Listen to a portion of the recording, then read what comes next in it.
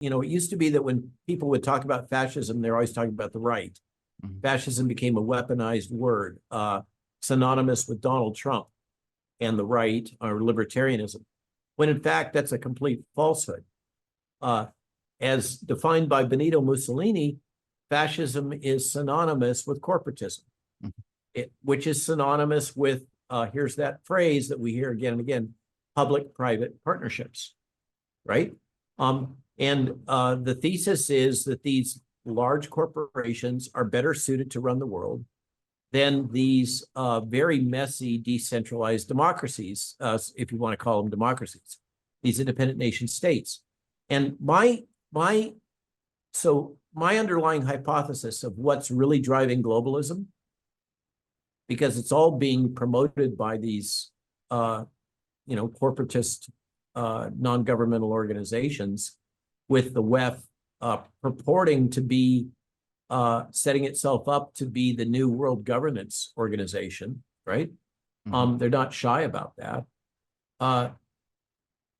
That if you look at this through the lens of these 1,000 largest transnational corporations, okay, they face a very fragmented market. They have to deal with the regulatory, political, and financial complexity associated with cultural and political diversity, and they don't like it very much. And they would prefer, and I think this is part of the underlying, I hypothesize this is part of the underlying agenda behind the open borders policy.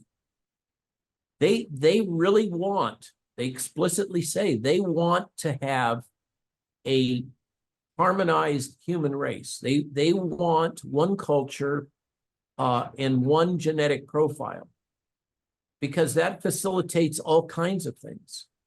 Medicines, pharmaceuticals, politics, all kinds of things.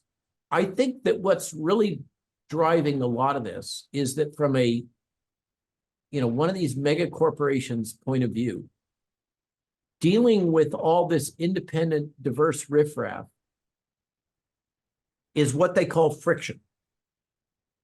It is an added cost of doing business that's unnecessary. It's an inefficiency in the system of having to deal with all of these independent nation states, cultures, ethnicities, genetic profiles, etc. And they would far rather have one harmonized world with one set of laws and one set of leadership, which, by the way, would be them, setting the corporate policies. And then they wouldn't have to deal with all this complexity and diversity. They don't like diversity. Diversity is expensive.